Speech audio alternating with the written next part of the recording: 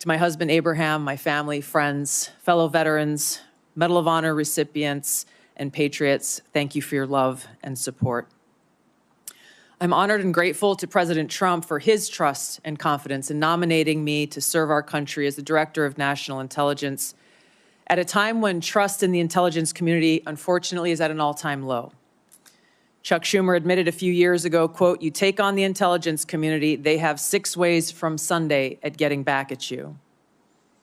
For too long, faulty, inadequate, or weaponized intelligence have led to costly failures and the undermining of our national security and God-given freedoms enshrined in the Constitution.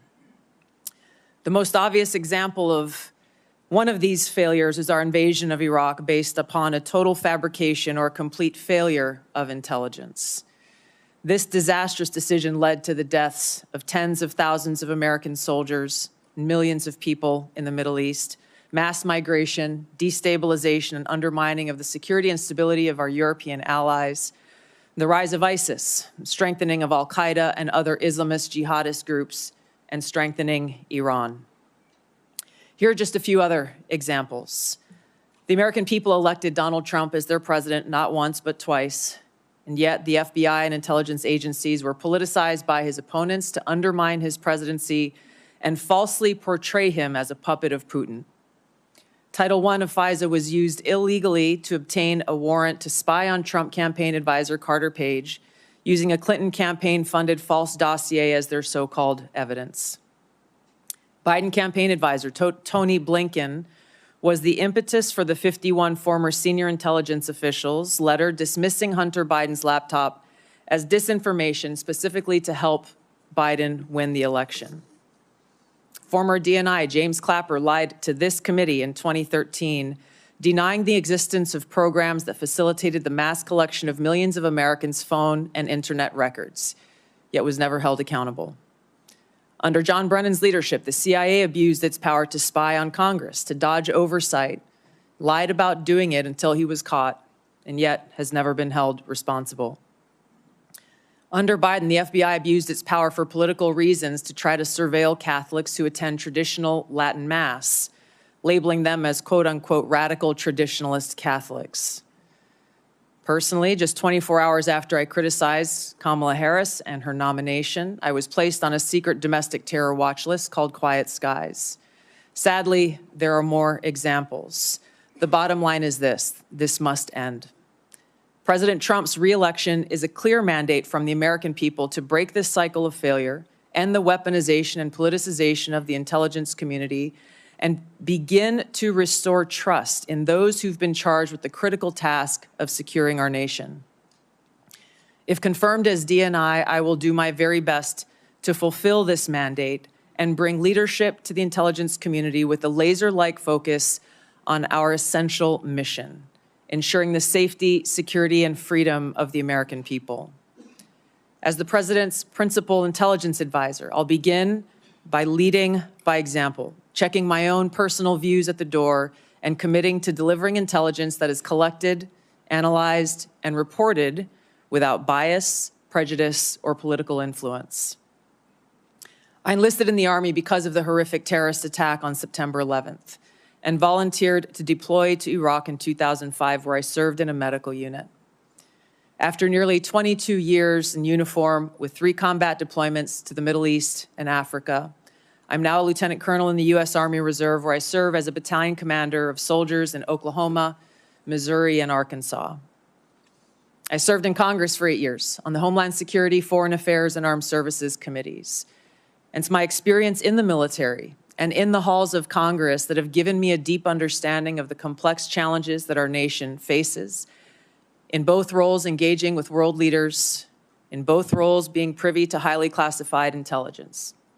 So I know firsthand how essential accurate, unbiased, and timely intelligence is to the President, to Congress, and to our warfighters.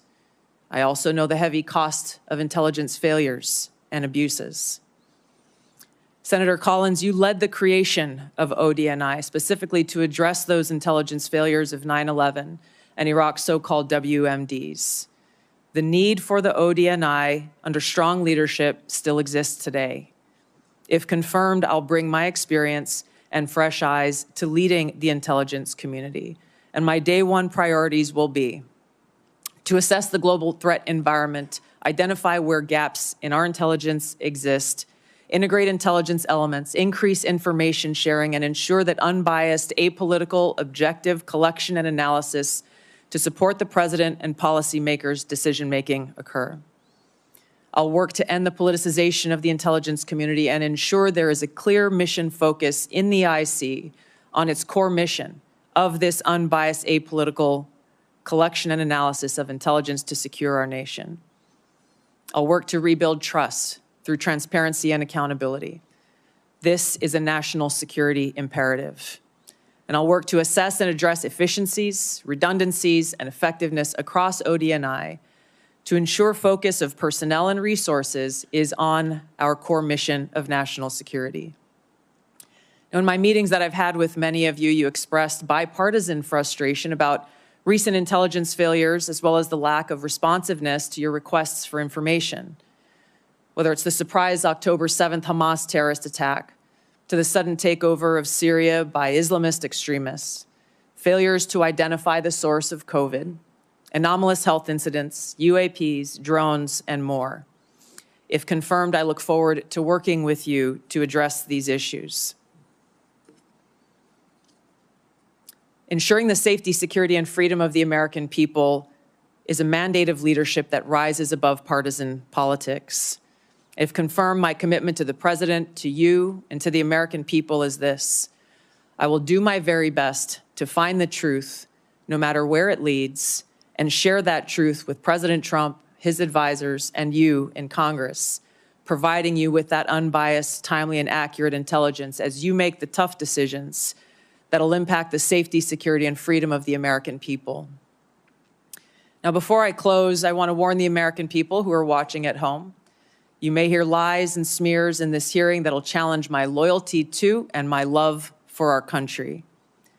Those who oppose my nomination imply that I am loyal to something or someone other than God, my own conscience, and the Constitution of the United States, accusing me of being Trump's puppet, Putin's puppet, Assad's puppet, a guru's puppet, Modi's puppet, not recognizing the absurdity of simultaneously being the puppet of 5 different puppet masters. The same tactic was used against President Trump and failed. The American people elected President Trump with a decisive victory and mandate for change. The fact is, what truly unsettles my political opponents is I refuse to be their puppet. I have no love for Assad or Gaddafi or any dictator. I just hate al-Qaeda. I hate that we have leaders who cozy up to Islamist extremists, minimizing them to so-called rebels. As Jake Sullivan said to Hillary Clinton, quote, al-Qaeda is on our side in Syria. Well, Syria is now controlled by an al-Qaeda offshoot, HTS, led by an Islamist jihadist who danced in the streets on 9/11 and who was responsible for the killing of many American service members. Democrat senators in the past resorted to anti-Christian bigotry against some of President Trump's judicial nominees like Amy Coney Barrett and Brian Boucher. I condemn those actions as a Democrat in Congress at the time, as religious bigotry must be thoroughly condemned by all of us, no matter the religion. Unfortunately, there are some Democrat senators who still don't understand the principle of freedom of religion and Article 6 of the Constitution. Quote, no religious test shall ever be required as a qualification to any office or public trust under the United States. Unfortunately, they're once again using the religious bigotry card, but this time trying to foment religious bigotry against Hindus and Hinduism. If anyone is sincerely interested in knowing more about my own personal spiritual path of Hinduism, I welcome you to go to my account on X, where I'll share more on this topic. If confirmed as Director of National Intelligence, I will continue to live by the oath that I have sworn at least 8 times in my life, both in uniform and as a member of Congress. I will support and defend our God-given freedoms enshrined in the Constitution of the United States against all enemies, foreign and domestic, and I will bear true faith and allegiance to the same. Thank you very much for your time. I look forward to your questions.